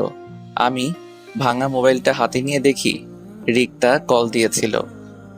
কই তুমি? রিক্তাই তো কল দিয়েছিল। আর তুই তো জানিস রিক্তা আমার জিএফ। আর তুই কি রিক্তাকে উল্টাপাল্টা কিছু বলেছিস? কি বলেছি তা ওই ডাইনিটার কাছ থেকে জেনে নিস। তাহলে জেনে নিন ইভা কি বলেছিল। আমি যখন ঘুম থেকে উঠে রিক্তাকে একটা SMS পাঠিয়েছিলাম কল দেওয়ার জন্য, আর এটাও বলেছিলাম যে কলটা ইভা ধরবে। আমি ইভাকে জ্বালানোর জন্য রিক্তাকে দিয়ে কলটা করাই। ইভা কল রিসিভ করতেই, বাবু তোমার ঘুম ভাঙলো? শোন, রাস্তা করার দরকার নেই, তাড়াতাড়ি কলেজে চলে আসো, আমি তোমার জন্য বিরিয়ানি রান্না করে আনবো। এই মেয়ে, তোর সমস্যা কি? আমার স্বামীর জন্য আমি থাকতে তুই রান্না করে আনতে যাবি কেন? কি বললি? তোর স্বামী শাওন তো তোকে ডিভোর্স দিয়ে আমাকে বিয়ে করবে, আর 3 মাস পর। শোন ডাইনি, আমার স্বামীর দিকে তুই যদি চোখ তুলেও তাকাস তাহলে তোর চোখ আমি তুলে নেব। আমি কি করে বসে বসে আঙুল চুষবো? শাওন, শুধু আমার কথাটা মনে রাখিস। ইভা আর কিছু না বলে আছাড় দিয়ে আমার স্বাদের মোবাইলটা ভেঙে ফেলে। এই যা, এইটুকুর জন্য আমার মোবাইলটা ভেঙে ফেললো। আমি আর কিছু না বলে রেডি হয়ে নিচে গেলাম নাস্তা করতে। নাস্তা করে আমি যথারীতিতে ইভাকে রেখে কলেজে গেলাম। গিয়ে দেখি বন্ধুরা বসে আড্ডা দিচ্ছে, তাই তাদের সাথে বসলাম। কিরে, তোর কি অবস্থা? আজকাল তো ক্যাম্পাসে আমাদের সাথে বসিসই না, তা আজ কি মনে করে? তোরা তো জানিস আমি একটা মিশনে আছি। তো শুনি আপনি কি মিশনে আছেন? আরে তুই আয়, বস বস। বসবো না। শাওন, চল না, ফুচকা খাবো। চল ক্যান্টিনে। ক্যান্টিনে না, বাইরে রাস্তায় দাঁড়িয়ে খাওয়ার মজাই আলাদা। আচ্ছা চল। কি আর করার, রিক্তাকে নিয়ে কলেজের সামনে মরে গেলাম ফুচকা খেতে। হঠাৎ সামনে যেয়ে দেখি ইভা রিক্সা করে কলেজের দিকে আসতেছে। ইভাকে দেখে আমি, হা করো তো বাবু। কিরে, হঠাৎ রাস্তার মধ্যে তোর এত প্রেম আসলো কোথা থেকে? পিছনে তাকিয়ে দেখো। রিক্তা পিছনে তাকিয়ে দেখে ইভা। তাই তো বলি, এত প্রেম আসলো কই থেকে? ইভাকে দেখে রিক্তা আমাকে আর আমি রিক্তাকে ফুচকা খাইয়ে দিতে লাগলাম। আমাদের প্রেম দেখে ইভা রিক্সা হতে নেমে আমার হাত থেকে ফুচকার প্লেটটা নিয়ে একটা আছাড় মারলো। কি হচ্ছে এসব? এটা রাস্তা, সো আস্তে কথা বলো। তোকে না বললাম এই ডাইনির সাথে না যেতে? তাহলে তুই তার সাথে কি করছিস? দেখিস না দুইজন প্রেম করছি, তুই তো এসে দিলি সব শেষ করে। তুই আজ বাসায় আয়, তোর মজা দেখাবো। এতদিন তোকে কিছু বলি নাই, তাই লাই পেয়ে গেছিস। বলেই ইভা রাগে ফুঁসতে ফুঁসতে রিকশায় উঠে বাসার দিকে চলে গেল। এই তুই ইভাকে এত রাগালি কেন? এমনিতেই, এখন না আমার ইভাকে রাগাতে ভালো লাগে। হা হা হা হা। আচ্ছা তুই ইভাকে সত্যিটা কবে বলবি? ইভার জন্মদিন সামনে মাসের 8 তারিখ, ভাবছি ইভাকে সেই দিব, সারপ্রাইজ দিব, সবটা বলে নতুন করে আবার প্রপোজ করব। তার মানে আরো 1 মাস ইভাকে কষ্ট দিবি? জি মহারানী, আমিও কম কষ্ট পাইনি। এখন চলো, ক্লাস করতে হবে। ফুসকার বিল দিয়ে আমি আর রিক্তা বাইকে করে কলেজে চলে আসি। বাইকটা রেখে আমি আর রিক্তা ক্লাসে চলে যাই। কলেজ ছুটির পর আমি রিক্তাকে তার বাসায় নামিয়ে দিয়ে আমি বাসায় চলে আসি। বাসায় কলিং বেল দিতেই মা এসে দরজা খুলেই আমার কানটা ধরে বলতে লাগলো, ইভাকে তুই নাকি মেরেছিস আর তাকে নাকি রাস্তায় নামিয়ে দিয়েছিস। ইভা যে এতদিন রিক্সা করে কলেজে যায় মা জানে না। মা, আমি তো কিছু করিনি। তাহলে মেয়েটি কলেজে না গিয়ে রুমে এসে কান্নাকাটি করছে কেন? কখন থেকে ডাকছি, দরজা খুলছে না। তুই যা, তোর আমার বাড়িতে জায়গা নেই। তুমি না আমার লক্ষ্মী মা, আমার সোনা মা, এরকম করছো কেন? তোমার এই দুধের বাচ্চাটা কই যাবে বলো? জায়গা নেই বলছি, মানে জায়গা নেই, ব্যাস। বলেই মুখের উপর দরজাটা লাগিয়ে দিল। যা শালা, এখন আমি কি করি? যাই, বন্ধুদের সাথে আড্ডা দেই। রাতে বাবা বাসায় আসলে তখন বাসায় আসবো। বন্ধুদের সাথে আড্ডা দিয়ে রাতে 10টায় আবার বাসায় আসি। কলিং বেল দিতেই মা দরজা খুলে দেয়। আমাকে দেখেই মা জড়িয়ে ধরে। আমি হতবাক হয়ে যাই। তুই একটু বকা দিয়েছি বলে কি আমাদের ছেড়ে চলে যাবি? মা, তুমি কাঁদতেছো কেন? আমি তো কোথাও যাইনি। তুই বল, কোনোদিন এরকম করবি না। ঠিক আছে, আর এরকম করব না। সেই সকাল থেকে না খাওয়া চেহারা কি করেছিস দেখ। তোর জন্য ইভাও কিছু খায়নি। যা, ইভাকে নিয়ে খেতে আয়। আমি রুমে গিয়ে দেখি ইভা শুয়ে শুয়ে কান্না করছে। ইভার কান্না দেখে আমার ভিতরটা পড়ে যাচ্ছে। না, আর মেয়েটাকে কষ্ট দেব না। তাকে কষ্ট দিয়ে তো আমি সুখে নাই, আমিও তো তার দ্বিগুণ কষ্ট পাচ্ছি। কি হয়েছে, এভাবে কান্না করছিস কেন? সেটা তোমাকে জানতে হবে না। আচ্ছা চল, সকাল থেকে নাকি কিছুই খাওনি? না, আমি খাবো না, তুমি খেয়ে নাও। আচ্ছা ঠিক আছে, খিদা লাগলে এমনিতেই খাবে। আমি নিচে গিয়ে দেখি মা খাবার রেডি করে বসে আছে। কি রে, ইভা কই? তোমার বৌমা নাকি খাবে না? আচ্ছা, তুই খেয়ে ইভার জন্য খাবার নিয়ে রুমে যাস। আচ্ছা, তুমি ইভার জন্য খাবার বেড়ে দাও। রাক্ষসটা একবার না করতেই চলে গেল। আমি যে তার সাথে রাগ করে খাইনি, আমাকে একবার জোর করলো না। খিদায় পেটে ইঁদুর দৌড়াচ্ছে। এখন কি করি? না খেয়ে থাকতে হবে সারা রাত। কেন যে সেই সময় না করতে গেলাম? এই কি সাউন্ড প্লেট হাতে রুমে আসতেছে, সে কি আমাকে দেখিয়ে দেখিয়ে খাবে নাকি? এই নাও, আমি জানি তোমার খিদে পেয়েছে, খেয়ে নাও। না, আমি খাবো না। ভালো করে বলছি তো, তাই কানে যায় না? খেতে পারি, একটা শর্ত। কি শর্ত শুনি? তে আমাকে খাইয়ে দিতে হবে। শাওন কিছু একটা ভেবে ইভার মুখের সামনে খাবার তুলে দিল। হাঁ করো। ইভা হা করলে শাওন ইভাকে খাইয়ে দিতে লাগলো। এবার খুব ভালো লাগছিল। এই কয়েকদিনে শাওনকে খুব ভালোবেসে ফেলেছে। শাওনের প্রতিটি স্পর্শ এখন ইভার ভালো লাগে। কেন যে আগের শাওনকে অবহেলা করলো? ইভাকে খাইয়ে দিয়ে ইভার মুখটা মুছে দিয়ে প্লেটটা টেবিলে রেখে দিলাম। মনে মনে ভাবছি, মেয়েটা সত্যি আমাকে খুব ভালোবাসে। শাওন, তুমি কি সত্যি আমাকে ডিভোর্স দিয়ে দিবে? কেন, তুমি ডিভোর্স চাও না? না, আমি ডিভোর্স চাই না। সেদিন আমি এমনিতেই রাগে ডিভোর্সের কথা বলেছিলাম। এ ব্যাপারে আমরা পরে কথা বলি। বলে আমি সোফায় শুয়ে পড়লাম। সকালবেলা ইভার ডাকে ঘুম ভাঙলো। ফ্রেশ হয়ে নাস্তা করলাম। কলেজে যাওয়ার জন্য রেডি হচ্ছি। এমন সময়, চলো না, আজ আমরা ঘুরতে যাই। অনেক দিন হলো তোমার সাথে ঘুরতে যাই না। না, আজকে রিক্তাকে নিয়ে মুভি দেখতে যাব, আজকে সময় নেই। আমি এমনিতেই বানিয়ে বললাম। রিক্তার কথা বলাতে ইভার মনটা খারাপ হয়ে গেল। শুধু রিক্তা রিক্তা রিক্তা, কি আছে এই মেয়ের মধ্যে যা আমার মধ্যে নেই? রিক্তা কি আমার থেকেও বেশি সুন্দরী? রিক্তার মধ্যে কি আছে শুনতে চাও? রিক্তা তোমার মতো অহংকারী না। রিক্তার ভালো একটা মন আছে, যা তোমার মধ্যে নেই। তাছাড়া রিক্তা আমাকে খুব ভালোবাসে। কি পেয়েছি তোমাকে ভালোবেসে বলতে পারবে? চড় থাপ্পড় ছাড়া। সেই ছোটকাল থেকে তোমাকে ভালোবেসেছি, বিনিময়ে কি পেয়েছি? শুধুই অবহেলা।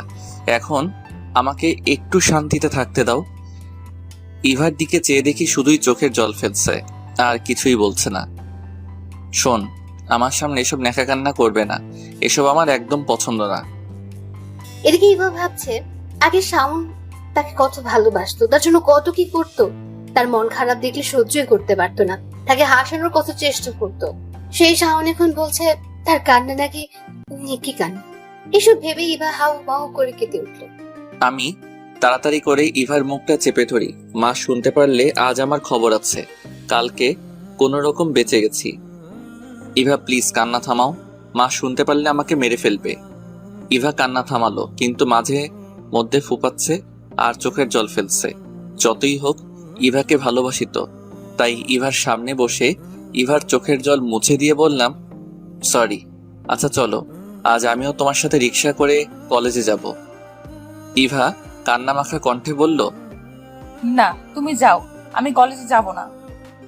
আমি আর কিছু না বলে কলেজে চলে গেলাম। আমি জানি ইভা এখন দরজা লাগিয়ে শুয়ে শুয়ে কান্না করবে, করুক, তাতে আমার কি। আমিও তো ইভার জন্য কম কান্না করিনি। কলেজে এসে কিছুই ভালো লাগছে না, না আজ ইভার সাথে একটু বেশি করে ফেলেছি। কিরে, কখন থেকে দেখছি মন খারাপ করে বসে আছিস? কিছু কি হয়েছে? তেমন কিছু না, এমনি মন খারাপ। আমরা কি তোর আপন কেউ? আমাদেরকে বলবি? এখন তো তোর রিক্তাই আপন। তুইও শুরু করলি? আচ্ছা শোন, তারপর সবটা বললাম ওদের। ইভা তো এখন তোকে ভালোবাসে, তাহলে তাকে বলে দিচ্ছিস না কেন? ভাবছি ইভার জন্মদিনের ইভাকে সারপ্রাইজ দিব। তুই যা ভালো মনে করিস। আচ্ছা এখন চল ক্লাসে যাই। তারপর সবাই ক্লাসে চলে গেলাম। কলেজ ছুটির পর বাসায় এসে কলিং বেল দিতেই মা দরজা খুলে দেয়। রুমে এসে দেখি ইভা রুমে নেই, হয়তো বেলকনিতে হবে। আমি ফ্রেশ হয়ে বেলকনিতে গেলাম, সেখানেও ইভা নেই। ছাদে গেলাম, ছাদেও ইভা নেই, তাই তাড়াতাড়ি করে মার কাছে গেলাম। মা, ইভা কই? ইভাদের বাড়ি গেছে। আমি রুমে গিয়ে দেখি মায়ের জন্য নাকি কান্না করছে, তাই বললাম কয়েকদিন মায়ের কাছে থেকে আসতে। ও আচ্ছা। তুইও যা, তুইও তো বিয়ের পর শ্বশুর বাড়ি যাসনি। আচ্ছা ঠিক আছে। আমি রুমে গিয়ে ফ্রেশ হয়ে কিছুক্ষণ রেস্ট নিয়ে বিকালের দিকে শ্বশুর বাড়ি গেলাম। দরজায় কলিং বেল দিতেই সুমা এসে দরজা খুলে দেয়। সুমা ইভার ছোট বোন। কি দুলা ভাই, আপুকে ছাড়া বুঝি ভালো লাগছিল না, তাই আপু আসতে না আসতেই চলে এসেছেন? আরে না শালিকা, আমি আসছি। তোমার জন্য কতদিন তোমাকে দেখি না। হয়েছে, আর পাম দিতে হবে না আমাকে। এলো রে সোমা। মা, দুলা ভাই এসেছে। বাবা কেমন আছো? জি মা ভালো, আপনি কেমন আছেন? তো বাবা, বাড়ির সবাই ভালো আছে তো? জি মা, সবাই ভালো আছে। বাবা উপরে যাও, ইভা রুমেই আছে। আমি ইভার রুমের সামনে এসে আসতে পারি? ইভা আমার দিকে তাকিয়ে শোয়া থেকে উঠে বলল, তুমি কখন এলে? আর বাইরে দাঁড়িয়ে আছো কেন? ভেতরে আসো। আমি ভিতরে গিয়ে সোফায় বসলাম। তুমি ফ্রেশ হয়ে নাও, আমি তোমার জন্য কফি বানিয়ে আনছি। আমি ফ্রেশ হয়ে এসে দেখি ইভা কফি নিয়ে দাঁড়িয়ে আছে। এই নাও। আমি কফিটা নিয়ে বেলকনিতে দাঁড়িয়ে কফি খাচ্ছি। ইভার রুমের বেলকনিটা খুব সুন্দর। বেলকনিতে কয়েক ধরনের ফুলের গাছ আছে, খুব সুন্দর দেখতে। সুমা মনে হয় এগুলো দেখাশোনা করে। বেলকনিতে খুব সুন্দর মনোরম পরিবেশ একটা। আমি কফি খাচ্ছি আর মনোরম সৌন্দর্য উপভোগ করতে লাগলাম। অর্ধেক কফি খেতেই হঠাৎ ইভা এসে ছো মেরে কফিটা গেল। এটা কি হলো? তোমার আর খেতে হবে না, বাকিটা আমি খাবো। বলে ইভা কফিতে চুমুক দিল। আজব তো, নিজের জন্য একটা বানিয়ে আনলেই তো পারে, আমারটা নিয়ে গেল। আমি আর সেখানে দাঁড়িয়ে না থেকে রুমে এসে পড়লাম। রুমে এসে একা একা ভালো লাগছে না, তাই গল্প লিখতেছিলাম। দুলা ভাই রুমে কার সাথে এত চ্যাটিং করেন? আমি সামনে তাকিয়ে দেখি সুমা। চ্যাটিং করি না শালিকা, গল্প লিখছিলাম। এখন গল্প লিখতে হবে না, চলেন ছাদে যাই, আড্ডা দিব। আপু তুমিও চল না। তারপর ছাদে 3 জন বসে আড্ডা দিলাম। সুমা মেয়েটা না খুব মিশুক, এত কথা বলতে পারে মেয়েটা, কথা বলতে শুরু করলে থামতেই চায় না। শাশুড়ি আম্মা ছাদে এসে ডেকে গেছেন রাতের খাবার খাওয়ার জন্য, তাই নিচে চলে যাই। নিচে গিয়ে খাবার টেবিল দেখে তো আমার চোখ কপালে উঠে গেল। এত খাবার দেখে মনে হচ্ছে এই বাড়িতে থেকে যাই আজীবন, জামাই আদর পাবো। খেতে বসে তো পড়লাম আরেক বিপদে। কি বাবা, কিছুই তো খাচ্ছ না? এটা নাও ওটা নাও না করার শর্তেও জোর করে দেয়। এত খাবার মনে হয় আমি জীবনেও খাইনি। খাওয়া দাওয়া শেষে রুমে চলে আসি। এই তোমার মা কি আমাকে মারার প্ল্যান করছে নাকি? ইভা আমার দিকে অবাক হয়ে তাকিয়ে আছে। জোর করে এত খাবার খাওয়ালো, আমার খুব ক্লান্ত লাগছে। আচ্ছা একটা বালিশ দাও, আমি ঘুমাবো। শোনো, তুমি খাটে ঘুমাও, আমি সোফায় থাকি। না থাক, তুমি খাটে থাকো। আমাদের বাড়িতে এসে তুমি সোফায় থাকবে তা হয় না। তোমার সোফায় থাকা অভ্যাস নাই, তুমি থাকতে পারবে না। আচ্ছা ঠিক আছে, আমরা দুজনেই খাটে থাকি, মাঝখানে কোলবালিশ থাকবে। আচ্ছা ঠিক আছে বলে আমি খাটে একপাশে শুয়ে পড়লাম। সকালবেলা ঘুম ভাঙতেই আমার বুকে ভারী কিছু একটা অনুভব করলাম। চোখ খুলে দেখি ইভা আমার বুকে মাথা দিয়ে শুয়ে আছে। তখন যে আমার কি ভালো লাগছিল তা বলে বোঝাতে পারবো না। এই প্রথম ইভার আমার এত কাছে এসেছে। নিজের অজান্তেই ইভাকে আমি জড়িয়ে ধরি। কখন যে আবার ঘুমিয়ে গেছি বলতেই পারিনি। ইভার ডাকে আবার ঘুম ভাঙলো আমার। ইভা একটা মুচকি হাসি দিয়ে বলল, এখন আমাকে ছাড়বে নাকি এইভাবে জড়িয়ে ধরে রাখবে? ও সরি, এই যা খেলাম একটা বাস। কেন? যখন ঘুমিয়ে গেছিলাম। লজ্জায় এখন আমার মাথা কাটা গেল। ইভা ফ্রেশ হয়ে এসে আমার দিকে তাকিয়ে মুচকি একটা হাসি দিল। আমি পুরো লজ্জায় শেষ হয়ে গেলাম। যাও, আর লজ্জা পেতে হবে না, ফ্রেশ হয়ে এসো। মা কয়েকবার ডেকে গেছে নাস্তা করার জন্য। আমি বিছানা হতে উঠে ফ্রেশ হতে চলে গেলাম। ফ্রেশ হয়ে এসে ইভার সাথে নিচে গেলাম। আমি আর ইভাই শুধু খেতে বসেছি। মনে হয় অন্যরা খেয়ে ফেলেছে। কি দুলা ভাই, আপু কি রাতে ঘুমাতে দেয় না? সকালবেলা এত ঘুমান। সময় তুই চুপ করবি? আর তুই কলেজে যাসনি কেন?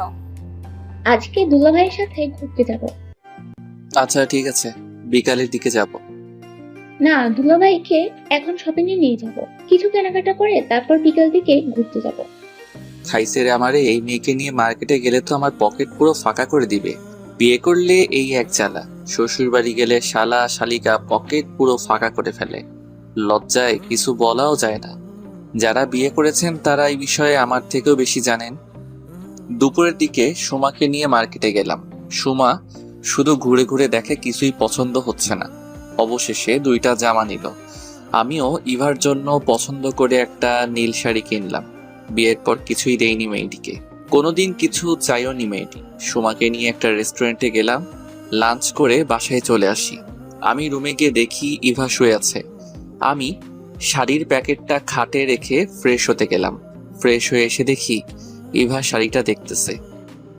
শাড়িটা কি আমার জন্য এনেছো? না, এটা রিক্তার জন্য কিনেছিলাম। তুমি যেহেতু প্যাকেটটা খুলে ফেলেছো তাহলে তুমি রেখে দাও। মিথ্যা বললাম, সত্যিটা তো আপনারা জানেন। ইভা ছলো ছলো চোখে আমার দিকে তাকিয়ে আছে। মনে হয় এখনই বৃষ্টি নামবে। তাই আমি আর কিছু না বলে রুম থেকে বেরিয়ে যাই। বিকালে সুমা আর আমি ঘুরতে যাব। ইভাকে বললাম আমাদের সাথে যাবে কিনা। ইভার নাকি ভালো লাগছে না, তাই যাবে না। আমি সুমাকে নিয়ে একটা নদীর পাড়ে গেলাম। সেখানে কিছুক্ষণ ঘোরাঘুরি করি। সুমা বায়না ধরল ফুচকা খাবে, তাই রাস্তার পাশে একটা ফুচকার দোকানে দাঁড়াই। সুমা ফুচকাওয়ালা মামাকে বেশি করে ঝাল দিতে বলল। সুমা 2টা ফুচকা খেয়েই ঝালে কাতরাতে লাগলো। পানি পানি দুলা ভাই, পানি। মামা পানি দেন। মামা পানি তো শেষ। কি বলেন, ফুচকা বেচেন আর পানি রাখেন না? বলে আমি দোকানের দিকে হাঁটা দিলাম পানি আনতে। আমি পানি নিয়ে এসে দেখি সুমা নাই। মামা সুমা কই গেছে বলতে পারবেন? আপাকে কয়েকটা ছেলে জোর করে এদিকে টেনে নিয়ে গেছে। আমি আর সেখানে দেরি না করে দৌড়ে সেদিকে গিয়ে দেখি সুমাকে একটি ছেলে টেনে হিসড়ে নিয়ে যাচ্ছে, সাথে আর 3টা ছেলে। আমি দৌড়ে গিয়ে সুমার হাত ধরে টেনে নিয়ে যাচ্ছিল যে ছেলেটা, তাকে পিছন থেকে কষে একটা লাথি মারি। সাথে সাথে ছেলেটি ছিটকে সামনে পড়ে যায়। সুমা দৌড়ে এসে আমার পাশে দাঁড়ালো। কে রে শালা তুই? তোর বাপ। বলেই কোমর থেকে বেল্টটা খুলে দেয়। উদম কেলানি। আমার মায়ের দেখে বাকি 3টা দেয় ভূ দৌড়। মারতে মারতে আধা মরা করে। যা, তোকে আজ ছেড়ে দিলাম। নেক্সট টাইম আমার বোনের দিকে চোখ তুলে তাকালে তোর চোখ আমি তুলে নেব। তোকে আমি দেখে নিব। আগে তো তুই সোজা হয়ে দাঁড়া, তারপর তো দেখবে। ছেলেটি চলে গেছে। আমি সময়ের দিকে তাকিয়ে বললাম, ছেলেটি কে ছিল আর তোমাকে এভাবে টেনে নিয়ে যাচ্ছিল কেন? আসলে দুলা ভাই ও রকি আমাদের কলেজেই পড়ে, আমাকে প্রতিদিন ডিস্টার্ব করে, আরো আজে বাজে কথা বলে। তার জন্য এখন আমি কলেজেই যেতে পারি না। তুমি আমাকে বা বাসায় আগে বলনি কেন? ভয়েও খুব খারাপ ছেলে, পরে যদি আমাদের পরিবারের কোনো ক্ষতি করে। আচ্ছা এখন বাসায় চলো, সেটা পরে দেখা যাবে। আর শোনো, এসব বাসায় বলা দরকার নেই, অযথা টেনশন করবে সবাই। আমি এটাই ভাবছিলাম। আচ্ছা হয়েছে, এখন চলো। তারপর সুমাকে নিয়ে বাসায় চলে আসি। রাতে বাইজিৎকে কল করে রকির ব্যাপারে সব জানতে বলি। আজ রাতেও একই খাটে থাকি, মাঝখানে কোলবালিশ রেখে। সকালবেলা ইভার ডাকে ঘুম ভাঙে। আমি বললাম, কি হয়েছে, এত সকালে ঘুমটা ভাঙালি কেন? মা ফোন করেছিল, বাবার শরীরটা নাকি ভালো না, তাই আমাদেরকে বাসায় চলে আসতে বললো। কি হয়েছে বাবার? তেমন কিছু না, রাতে নাকি প্রেশারটা একটু বেড়ে গেছিল। আচ্ছা তুমি রেডি হয়ে নাও, আমরা এখনই চলে যাব। আচ্ছা তুমি ফ্রেশ হয়ে আসো, আম্মু নাস্তা রেডি করছে, খেয়েই চলে যাব। আমি ফ্রেশ হয়ে নাস্তা করে শ্বশুর শাশুড়িকে সালাম করে সুমার কাছে যাই। শোনো, একদম ভয় পাবে না, যদি কোনো সমস্যা হয় তাহলে আমাকে জানাবে। ঠিক আছে দুলা ভাই। তারপর আমি আর ইভা বাইকে করে বাসায় চলে আসি। আমি মাকে বললাম, মা বাবা কই? বাবার কি হয়েছে? তেমন কিছু না, রাতে প্রেশারটা একটু বেড়ে গেছিল, এখন ঠিক আছে, তাই অফিসে গেছে। এই শরীর নিয়ে তুমি বাবাকে অফিসে যেতে দিলা? তুই জানিস না তোর বাবা কিরকম, আমার কথা কখনো শুনে? আচ্ছা, আমি রুমে গেলাম বলেই রুমে চলে আসি। বিকালবেলা বন্ধুদের সাথে আড্ডা দিতে শিমুলতলি গেলাম। কিরে, শ্বশুর বাড়ি হতে চলে আসলি যে? তোদেরকে ছেড়ে ভালো লাগছিল না, তাই চলে আসলাম। আচ্ছা শুন, রকি ছেলেটার ব্যাপারে খোঁজ নিয়েছিলাম। ছেলেটা তেমন ভালো না, বাবা কোটিপতি, তাই ছেলে যা ইচ্ছে তাই করে বেড়ায়, আরো একবার যা বলে তা করেই স্যার। আচ্ছা বাদ দে সব। মিমের কি খবর? মিমের কথা আর বলিস না, শুধু প্যারা দেয়। বিয়েটা কর, তারপর বুঝবি প্যারা কাকে বলে, কত প্রকার ও কি কি। বন্ধুদের সাথে আরো কিছুক্ষণ আড্ডা দিয়ে রাতে বাসায় আসি। কলিং বেল দিতেই ইভা এসে দরজা খুলে দিল। তুমি ফ্রেশ হয়ে এসো, আমি খাবার রেডি করছি। আচ্ছা। আমি ফ্রেশ হয়ে এসে ডিনার করলাম আর ইভাকে বললাম, বাবা কোথায়? বাবা মা রুমেই আছে। আচ্ছা তুমি রুমে যাও, আমি বাবার সাথে দেখা করে আসি। আসতে পারি? আয় পাগল ছেলে আমার। বাবা তোমার শরীরটা এখন কেমন? ভালো, তুই কখন এলি? আমি সেই সকালে এসেছি, এসে দেখি তুমি অফিসে চলে গেছো। বাবা মার সাথে আরো কিছুক্ষণ আড্ডা দিয়ে রুমে চলে আসি। আমি যে বালিশ নিয়ে সোফায় ঘুমাতে যাব এমন সময়, তুমি খাটেই থাকো। আচ্ছা ঠিক আছে। তারপর আমিও খাটের একপাশে শুয়ে পড়ি। এভাবে কেটে যায় আরো 15 দিন। এখন আমি আর ইভার সাথে খারাপ ব্যবহার করি না। রিক্তাও কানাডায় চলে গেছেন লেখাপড়ার জন্য। ইভার সাথে আগের মতোই বন্ধুত্ব হয়। ইভাও আমাকে খুব কেয়ার করে। রোজ রাতেই ইভা আমাকে ঘুমের মাঝে জড়িয়ে ধরে। খুব ভালোই কাটছিল আমাদের দিনকাল, কিন্তু হঠাৎ একদিন একটা অচেনা নাম্বার হতে একটা SMS আসে আমার মোবাইলে। SMS-টা দেখে তো আমার মেজাজটা খারাপ হয়ে গেল। কয়েকটা কল দিলাম এই নাম্বারে, কিন্তু নাম্বারটা SMS দিয়ে বন্ধ করে রাখছে। রাগে আমার শরীরটা ফেটে যাচ্ছে।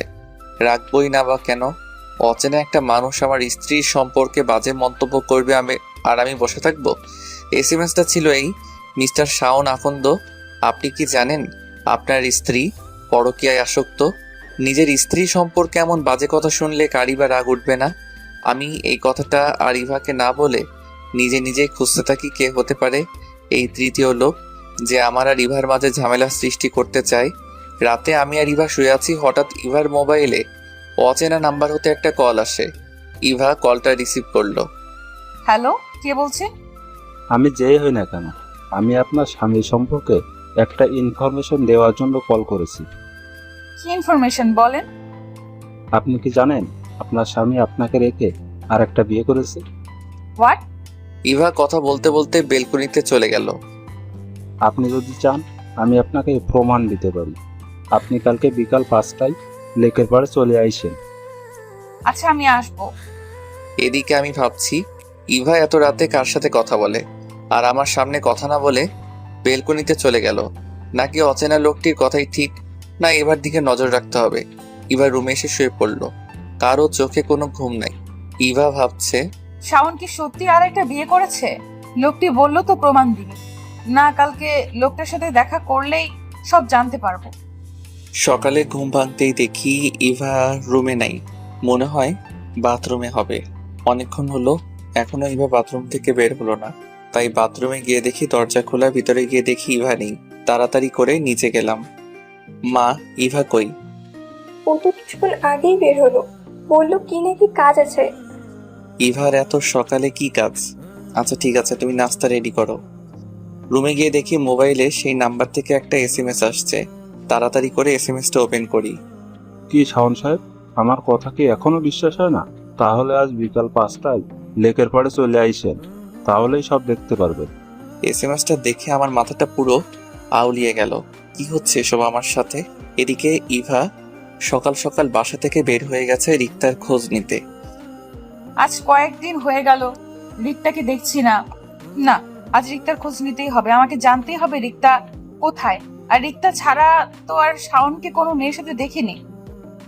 ইভা রিক্তার খোঁজ নিয়ে জানতে পারে রিক্তা দেশের বাইরে চলে গেছে লেখাপড়ার জন্য। ইভা মনে মনে ভাবে, রিক্তা যদি দেশের বাইরেই চলে যায় তাহলে শাওন কাকে বিয়ে করলো আর কে হতে পারে? না, লোকটির সাথে বিকেলে দেখা করতেই হবে। যেই হোক, বিকেলে লোকটির সাথে দেখা করলেই তো জানতে পারবো। ইভা বিকেল 5টায় লেকের পাড়ে অচেনা লোকটার সাথে দেখা করতে যায়। অচেনা লোকটি ইভার হাতে কয়েকটি কাগজ দেয়। শাওন কি করে পারলো এটা করতে? আমার কথা একবারও মনে হলো না। ছেলেদের মন কখন কি চাই কে জানে। এখন প্রমাণ হলো তো, আমি এখন আসি। অচেনা লোকটি চলে গেল। ইভা দাঁড়ানো থেকে দপাস করে বসে পড়লো। আর এসব কিছু শাওন আড়ালে দেখে আসছে। কি হলো ইভার? আর ইভার হাতে কিসের কাগজ? আর এই লোকটি বা কে? যাই হোক, আগে এই অচেনা লোকটিকে ধরতে হবে, তাহলেই সব জানতে পারবো। আমি বাইজিৎ আর তানিমকে ফোন করে আসতে বলি, আর আমি লোকটি পিছু নেই। কিছুক্ষণ পর বন্ধুরা আসলে সুযোগ বুঝে অচেনা লোকটিকে ধরে ফেলি। 3 বন্ধু মিলে অচেনা লোকটিকে ইচ্ছে মতো কেলানি দেওয়ার পরে লোকটি মুখ খুলল। আমি রকির লোক, রকি আমাকে পাঠিয়েছে। ইভাকে কিসের কাগজ দিয়েছিস বল? আপনার আর রিক্তার জাল কাবিননামা আর কিছু ছবি। আমি বাইজিতের দিকে তাকিয়ে বললাম, অনেক রাত হয়েছে, তোদের যা ইচ্ছা কর, তারপর পুলিশে দিয়ে দিস। আচ্ছা, আমরা সব ব্যবস্থা করছি, তুই যা। আমি রাত 10টায় বাসায় ফিরি। দরজায় কলিং বেল দিতেই মা এসে দরজা খুলে দেয়। আমি যে ঘরে ঢুকবো ঠাস ঠাস করে 2টা থাপ্পড় বসিয়ে দেয় মা। তুই এক্ষুনি বাসা থেকে বেরিয়ে যা, তোর মতো কুলাঙ্গারের এই বাসায় জায়গা নেই। মা, আমি কি করেছি বলবে তো? কি করেছি মানে? তুই জানিস না তুই কি করেছিস? মা, আমি সত্যি জানি না। তুই ইভাকে রেখে আরেকটি বিয়ে করিসনি। তোর জন্য আজকে আমার মেয়েটি কাঁদতে কাঁদতে বাসা থেকে বের হয়ে চলে গেছে। মা, আমি সত্যি বিয়ে করিনি, এটা আমাকে ফাঁসানো হচ্ছে। আমাকে আর মিথ্যে বলতে হবে না, আমি নিজ চোখে দেখেছি। তুই এক্ষুনি বাসা থেকে বেরিয়ে যা। মাকে আর বুঝিয়ে লাভ নেই। আমি জানি মা আমার কথা কখনো বিশ্বাস করবে না, তাই বাইকটি নিয়ে বেরিয়ে পড়ি। গন্তব্য ইভাদের বাসা। প্রায় 11টায় ইভাদের বাসায় যাই। দরজার কলিং বেল দিতেই শাশুড়ি আম্মা দরজা খুলে দেয়। শাওন, তুমি ভিতরে আসো। মা, ইভা কই? রুমে আছে, যাও তুমি। যাক, এই বাড়িতে মনে হয় জানে না, তাই জামাই আদর করতেছে। আমি ইভার রুমে গিয়ে দেখি ইভা রুমে নাই। কিছুক্ষণ পর ইভা ওয়াশরুম থেকে বের হয়ে আমাকে দেখে বলল, তুমি কেন এসেছো? এখনই আমার রুম থেকে বেরিয়ে যাও। আমার বউটা দেখি আমার সাথে রাগ করছে। ছুবে না তুমি আমাকে। বলেই এক ধাক্কা দিয়ে আমার থেকে নিজেকে ছাড়িয়ে নিল। কি ভুল করেছি আমি বলবে তো আমাকে? আমার সাথে কেন আইছিস? রিক্তার কাছে যা না। ও নাকি রিক্তা এখন নেই বলে আমার কাছে আইছিস দেহের স্বাদ মিটাতে। ইভা কথাটি বলার সাথে সাথে ঠাস করে একটা থাপ্পড় বসিয়ে দেই আমি, আর বললাম, এই তোমার ভালোবাসা? তোমার ভালোবাসার প্রতি কোনো বিশ্বাস নেই? কোনো অচেনা লোকের কথাই নিজের স্বামীকে ভুল বুঝলে? কথাটা বলেই মোবাইলটা বের করে রকির লোকের জবানবন্দি থেকে ইভাকে দেখাই। আচ্ছা বুঝলাম, বিয়ে না হয় করিনি, তুমি তো রিক্তাকে ভালোবাসো। কে বলেছে? আমার এত সুন্দরী বউ থাকতে এই রিক্তাকে ভালোবাসতে যাব? দাঁড়াও, রিক্তাকে একটা কল দেই। বলেই রিক্তাকে কল দিয়ে লাউড স্পিকার অন করে দেই। রিক্তা বলল, কি রে, কি খবর? তোর বউকে এখনো কি জ্বালাস নাকি বলে দিয়েছিস? না রে, তোর ভবিষ্যতের সাথে কথা বলবে। দে ভাবিকে কথা বলি। দিতে হবে না, লাউড স্পিকার দেওয়া আছে, তুই কথা বল। সরি ভাবি, আপনাকে অনেক জ্বালিয়েছি। আসলে আমি আপনাকে বলে দিতে চাইছিলাম, কিন্তু শাওনের নাকি আপনাকে জ্বালাতে খুব ভালো লাগে, তাই আমাকে বলতে দেয়নি। কি আমাকে ফাঁসানো হচ্ছে? তোর ভালো হবে না কিন্তু। ভাবি দেখছেন শাওন কি বলে? আপু, আপনি কোনো চিন্তা করবেন না, আমি শাওনকে দেখে নেব। রিক্তার সাথে কথা বলা শেষ করার সাথে সাথে ইভা আমার উপর ঝাঁপিয়ে পড়লো। কি, আমাকে জ্বালাতে তোমার ভালো লাগে তাই না? বলেই আমাকে মারতে থাকে। আমি ইভাকে এক টান দিয়ে আমার বুকে নিয়ে আসি। আস্তে করে ইভার মাথাটা ধরে ধীরে ধীরে ইভার ঠোঁটের দিকে আমার ঠোঁট এগোতে থাকি। হঠাৎ ইভা আমার মুখে হাত দিতেই আমাকে আটকে দেয়। আমি লজ্জায় মাথা নিচু করে রাখি। ইভা আমার গালে একটা কিস করে দৌড়ে পালিয়ে যায়। যা বাবা, আমি লজ্জা পাচ্ছি, আর সে কিস করে চলে গেল। কিছুক্ষণ পর ইভা আমার জন্য খাবার নিয়ে আসলো। নাও, খেয়ে নাও, আমি জানি তুমি কিছুই খাওনি। তুমি খাইয়ে দাও। আচ্ছা হা করো। ইভা 2 নলা খাইয়ে দেওয়ার পর আমি বললাম, এখন তুমি খাও, আমি জানি তুমিও খাওনি। না, আমি খাবো না। কেন খাবে না? বারে, আমি তোমায় খাইয়ে দিয়েছি, তুমি আমায় খাইয়ে দিবে না? ও সরি, প্লেটটা আমার হাতে দাও, আমি তোমায় খাইয়ে দিচ্ছি। আমি ইভাকে খাইয়ে দিয়ে প্লেটটা টেবিলে রেখে দিলাম। আচ্ছা শাওন, তুমি কি এখনো আমায় আগের মতোই ভালোবাসো? আমি ইভাকে জড়িয়ে ধরে বললাম, পাগলি। তাহলে এতদিন আমায় কষ্ট দিলে কেন? আসলে আমি তোমাকে বোঝাতে চেয়েছিলাম ভালোবাসা কি, আর নিজের কাছের মানুষের অবহেলা করলে কতটা কষ্ট লাগে। আর আমি তোমাকে তোমার জন্মদিনের দিন বলে দিতাম। আচ্ছা এখন বললে কেন? এখন না বললে তো আমার বউটা আমাকে ভুল বুঝতো। আচ্ছা শাওন, এই লোকটাকে আর তোমার সাথে এর কিসের শত্রুতা? পরে একদিন বলবো, এখন অনেক রাত হয়েছে, চলো ঘুমাবো। ইভা খাটের একপাশে শুয়ে পড়লো। তখন আমি বললাম, ইভা, ইভা, একটু এদিকে আসো না। এখন না, আগে পড়ালেখা শেষ করো, তারপর যখন নিজের টাকায় বউকে খাওয়াতে পারবে তখন কাছে আসবো। এখন জাস্ট তোমায় জড়িয়ে ধরে ঘুমাবো। তাও হবে না, আমি জানি তোমার স্বভাব, জড়িয়ে ধরতে দিলে অন্য কিছু চাইবে। লাগবো না তোমায় জড়িয়ে ধরতে। বলেই আমি মন খারাপ করে অন্য পাশে শুয়ে পড়ি। কিছুক্ষণ পর ইভা বলল, আমার বাবুটা কি আমার সাথে রাগ করেছে? আচ্ছা জড়িয়ে ধরো। লাগবে না। তোমার না লাগলেও আমার লাগবে। আমার তো স্বভাব খারাপ, জড়িয়ে ধরলে অন্য কিছু চাইতে পারি। চাইলে চাইবে, আমার সমস্যা নেই। আমি শোয়া থেকে লাফ দিয়ে বসে বললাম, সত্যি? তাহলে চলো না শুরু করি। কি শুরু করব? যে কাজটা বাসর ঘরে করা হয়নি। যা, আমার লজ্জা লাগে। লজ্জা কিসের? আমি ওই তো। বলেই ইভার উপর ঝাঁপিয়ে পড়ি। ইভার গলায় হালকা একটা কামড় দিতেই ইভার পুরো শরীর লাল হয়ে যায়। প্রথমে গলায় কিস করি, তারপর গালে, আস্তে আস্তে ইভার ঠোঁটে আসি। পুরো 15 মিনিট ইভার ঠোঁট দুটি আমার দখলে ছিল। এভাবে কেউ কিস করে? আর কিছুক্ষণ হলে তো দম বন্ধ হয়ে মারাই যেতাম। কি করবো বলো? এত বছরে জমানো ভালোবাসা একেবারে পুষিয়ে নিলাম। তাই বলে এতক্ষণ? আমি তো আর পালিয়ে যাচ্ছি না। আচ্ছা চলো আবার শুরু করি, আমার না খুব ভালো লেগেছে। এখন ইভার শাওন হারিয়ে গেছে এক অজানা সুখে। এতদিন পর তাদের ভালোবাসা পূর্ণতা পেল। 5 বছর পর আমি বাসায় এসে কলিং বেল দিতেই শাওমি এসে দরজা খুলে দেয়। শাওমি আমার মেয়ে। মামনি, তোমার আম্মু কই? ও আম্মু রুমে আছে, তুমি যেও না, আম্মু খুব রেগে আছে। তো মামনি, আমি যদি না যাই তাহলে তোমার আম্মুর রাগ ভাঙাবে কে? আমি শাওমিকে কোলে নিয়ে রুমে গেলাম আর বললাম, আমার বউটা দেখি আমার সাথে রাগ করে আছে। তুমি ছুবে না আমায়, তুমি এখন আমাকে আর ভালোবাসো না। তুমি তোমার মেয়েকে পেয়ে আমাকে ভুলে গেছো। কে বলেছে তোমাকে ভালোবাসি না? এসো একটু আদর করে দেই। আমি ইভার গালে একটা কিস করি, তখন আমার মেয়ে বলে, ও আব্বু, আমাকেও একটা পাপ্পি দাও। দেখেছো তোমার মেয়ে কত হিংসুটে, আমাকে দিয়েছো বলে তাকেও দিতে হবে। রাখবে তোমার ঝগড়া? এসো মামনি, তোমাকে একটা পাপ্পি দেই। আর এইভাবেই চলতে থাকে আমার সুখের সংসার। আপনারা ভালো থাকবেন, সুস্থ থাকবেন। আজকের মতো বিদায় নিচ্ছি, ধন্যবাদ।